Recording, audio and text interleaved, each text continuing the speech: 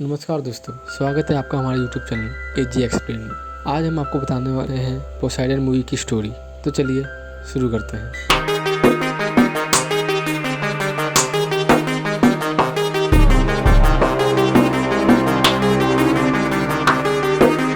Poseidon वैसे तो समुद्र के देवता को कहते हैं, लेकिन इस कहानी में पोसाइडन समुद्री जहाज का नाम है। यह एक बहुत बड़ा जहाज है। ये इतना बड़ा जहाज है कि इसमें कई फ्लोर हैं।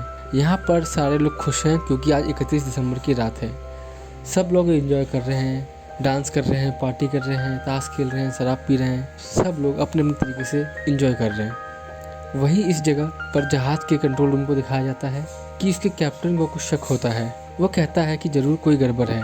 तभी ये दिखाया जाता है कि सामने से एक बहुत बड़ी लहर उनकी तरफ आ रही है। ये देखकर सारा ग्रुप डर जाता है। वो लोग जहाज़ को मोड़ने की कोशिश भी करते हैं और जहाज़ मुड़ भी जाता है, लेकिन लहर इतनी तेज़ होती है कि जो चांद बिल्कुल साफ दिखाई दे रहा था वो अब लहरों के पीछे छुप चुका है। कंट्रोल रूम जहाज़ में सवार सभी लोगों को अनाउंस करते हैं कि जहाज़ में बहुत बड़ी दुर्घटना होने वाली है। सभी यात्री सावधान हो जाए, सभी अफसर सावधान हो जाए। यह अनाउंसमेंट होते ही वहाँ पर भगदड़ मच जाती है। तभी वहाँ पर ऊंची लहरें जहाज़ से टकराती हैं। उसका प्रेशर इतना ज़्यादा होता है कि पोसाइडन, जो कि बहुत बड़ा जहाज़ है, वो पूरा का पूरा पानी में उल्टा हो जाता है। जब जहाज़ पलटता है तो वहाँ पर बहुत सी लोगों की जान चली जाती है और इंजन रूम में एक बहुत बड़ा ब्लास्ट होता है, जिससे जितने भी कैप्टन होते हैं जो इस जहाज़ को चला रहे हैं वो सारे के सारे मर जाते हैं। तभी वार्ड रूम में, जहाँ पर पार्टी चल रही थी, जहाँ पर सबसे ज़्यादा लोग बचे हुए थे, वहाँ पर ऑफिसर आता है। वो बोलता है कि हमारे पास एक अच्छी खबर है और एक बुरी खबर है। बुरी खबर ये है कि हमसे एक सुनामी टकराई है, जिसकी वजह से हमारा पूरा जहाज़ पलट चुका है। यहाँ से अब कोई बाहर नहीं निकल सकता। और अच्छी खबर ये है कि जब हमारा जहाज़ पलट रहा था तो हमारे ऑफिसर ने GPS लोकेटर भेज दिए थे, तो किसी भी वक्त हमें बचाने के लिए हेलीकॉप्टर आ सकते हैं। तो सबके सब शांत रहे, हम बहुत ही जल्द सबको यहाँ से बचा लेंगे। इन्हीं बचे हुए लोगों में से एक आदमी होता है जिसका नाम होता है डिलन। डिलन के सामने एक ऑफिसर मरा हुआ होता है। वो उसके पास से टॉर्च और ज़रूरी सामान निकाल रहा होता है। तभी वहाँ पर एक बच्चा आता है और बोलता है कि आप क्या कर रहे हो। वो बोलता है, मैं यहाँ से निकलने की तैयारी कर रहा हूँ। बच्चा बोलता है, आप यहाँ से नहीं निकल सकते क्योंकि जहाज़ पूरी तरीके से उलट हो चुका है। तब डिलन बोलता है, यहाँ से निकलने का एक रास्ता है जहाज़ के ऊपर से, इसके लिए मुझे ऊपर जाना होगा। डिलन जब वहाँ से निकल रहा होता है तभी वो बच्चा अपनी माँ को ले आता है। इसकी माँ का नाम मैगी होता है। डिलन उसकी माँ से पहले भी मिल चुका है, इसलिए वो उसे जानता है।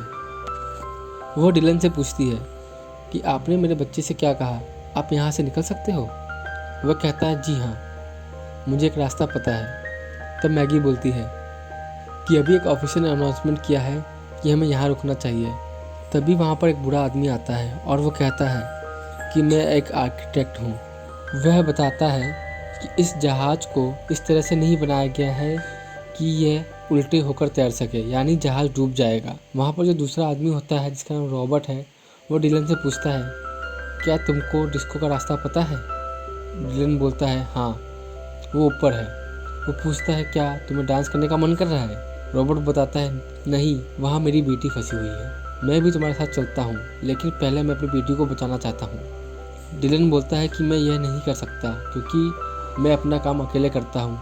रॉबर्ट उससे पूछता है कि सबसे शॉर्टकट रास्ता कौन सा है। डिलन कहता है, पता चलने में बता दूंगा। तभी रॉबर्ट वहाँ पर एक जहाज़ के स्टाफ को बुलाता है। रॉबर्ट उससे पूछता है, ऊपर जाने का शॉर्टकट रास्ता कौन सा है। वह आदमी उसे रास्ता बताने लगता है।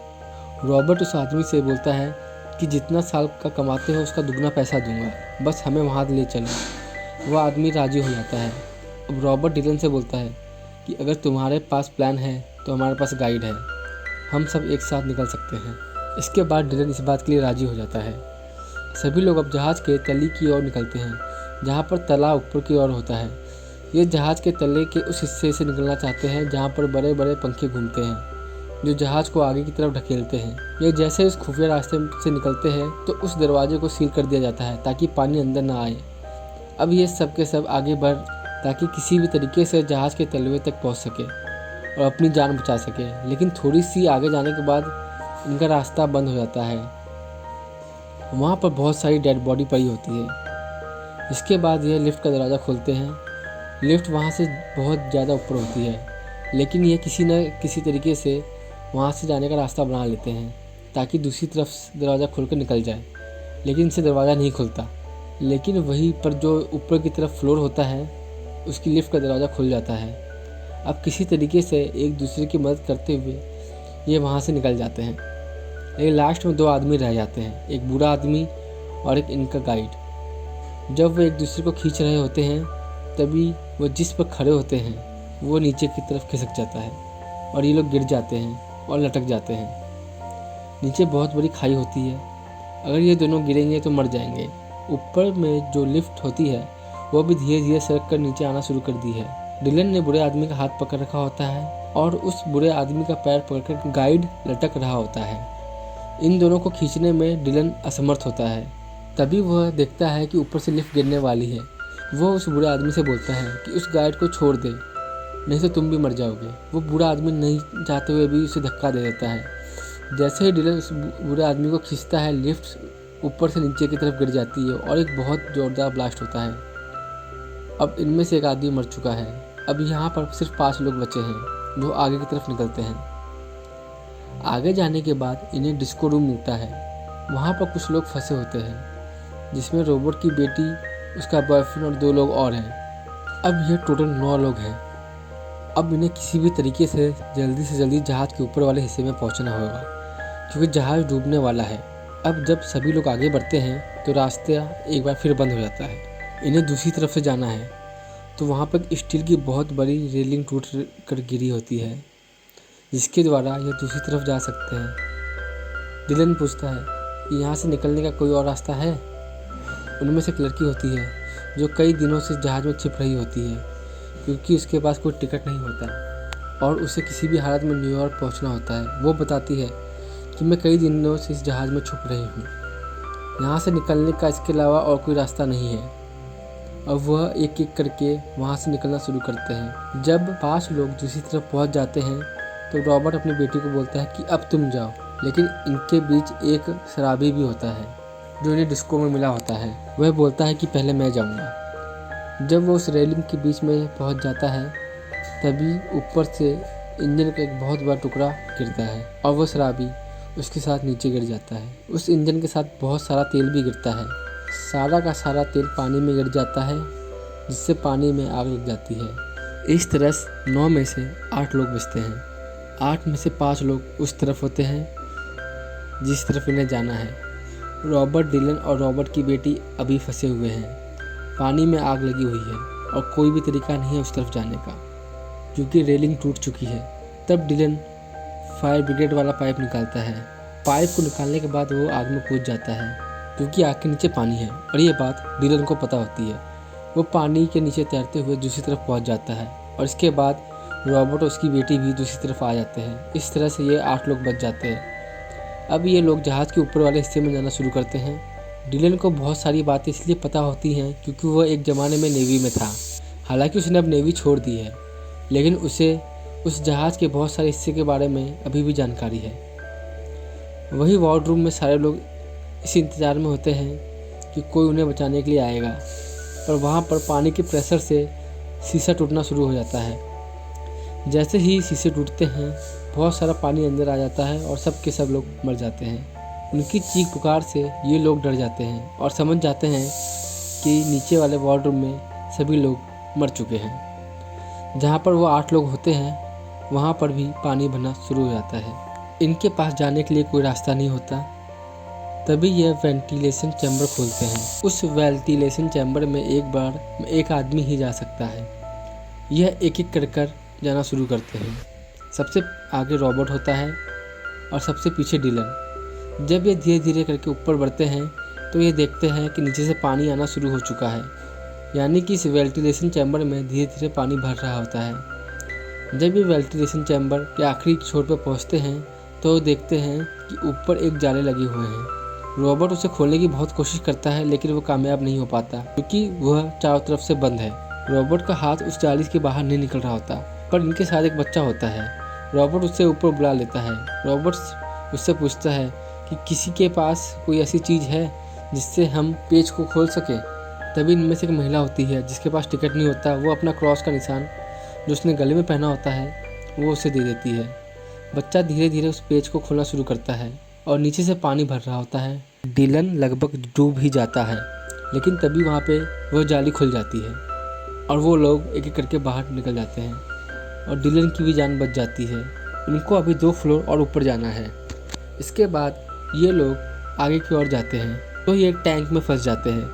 वो लोग नीचे नहीं जा सकते क्योंकि नीचे पानी भरा हुआ है और बाहर निकलने का कोई दूसरा रास्ता नहीं, क्योंकि आगे जो दरवाज़ा होता है वह एक एयर टाइट होता है। तो फिर डिलन बताता है कि यह एक बैलेंस करने वाला टैंक है, जब उसमें पानी भर जाता है तब ये दरवाज़ा खुल जाता है। अगर हमें यहाँ से निकलना है तो हमें इसमें पूरा पानी भरना पड़ेगा। इस पर रॉबर्ट की बेटी डर जाती है। वह बोलती है अगर दरवाज़ा नहीं खुला तो उससे पहले ही हम मर जाएंगे। डिलन बोलता है कि इसके अलावा हमारे पास कोई और दूसरा रास्ता नहीं है। रॉबर्ट और डिलन डिसाइड करते हैं कि हम इसमें पानी भरेंगे और वह इसमें पानी भरना शुरू भी कर देते हैं। पानी पूरी तरीके से टैंक में भर जाता है और दरवाज़ा नहीं खुलता। सभी लोग दुखी हो रहे होते हैं, तभी उस टैंक का दरवाज़ा खुल जाता है। सभी लोग पानी के साथ बहकर दूसरी टैंक में पहुंच जाते हैं, लेकिन मुसीबतें अभी ख़त्म नहीं हुई। इन्हें यहाँ से निकलने के लिए तैर कर दूसरी तरफ जाना है, जिसके लिए ये बहुत लंबी लंबी सांसें लेते हैं और दूसरी तरफ जाने की कोशिश करते हैं। सबसे पीछे वो लड़की होती है जो बिना टिकट की होती है। जब वो आगे बढ़ रही होती है तो उसका कपड़ा किसी तार में उलझ जाता है, जिससे वो फंस जाती है। हालांकि वो बुरा आदमी जो आर्किटेक्ट होता है उसे बचाकर ऊपर ले आता है, लेकिन तभी उसकी सांस टूट चुकी होती है और यहाँ पर आप सिर्फ 7 लोग बचे होते हैं। अब ये 7 लोग धीरे धीरे आगे बढ़ना शुरू करते हैं। ये उस जगह पहुँच जाते हैं जहाँ पर पंखे लगे हुए हैं, जिससे इन्हें बाहर निकलना है। जब ये वहाँ पहुँचते हैं तो वो देखते हैं कि वहाँ पर बहुत ज़्यादा पानी भरा हुआ है और उस पर लाशें तैर रही हैं। यह देखकर डिलन हताश हो जाता है। मैगी उससे पूछती है क्या हुआ। वो बताता है कि जहाँ से हमें निकलना है वो हिस्सा पानी में डूब रहा है, वहाँ तक नहीं पहुँचा जा सकता क्योंकि वो बहुत दूर है। रॉबर्ट बोलता है कि हमें किसी ऊंची जगह पर जाना चाहिए, लेकिन यहाँ से निकलने का कोई और रास्ता नहीं है। रॉबर्ट डिलन को थैंक्स बोलता है। वह उससे बोलता है कि तुमने हम सबकी जान बचाने की कोशिश की, लेकिन सब कुछ इंसान के हाथ में नहीं होता। तभी वहाँ पर इंजन रूम होता है, उससे बहुत ज़ोरदार ब्लास्ट होता है। उस ब्लास्ट के कारण जो पानी भरा होता है वो सारा पानी निकल जाता है और जहाँ से इन्हें निकलना होता है वो जगह खाली हो जाती है। और जब सभी लोग वहाँ पर पहुँचते हैं तो उनके सामने एक और समस्या आ जाती है।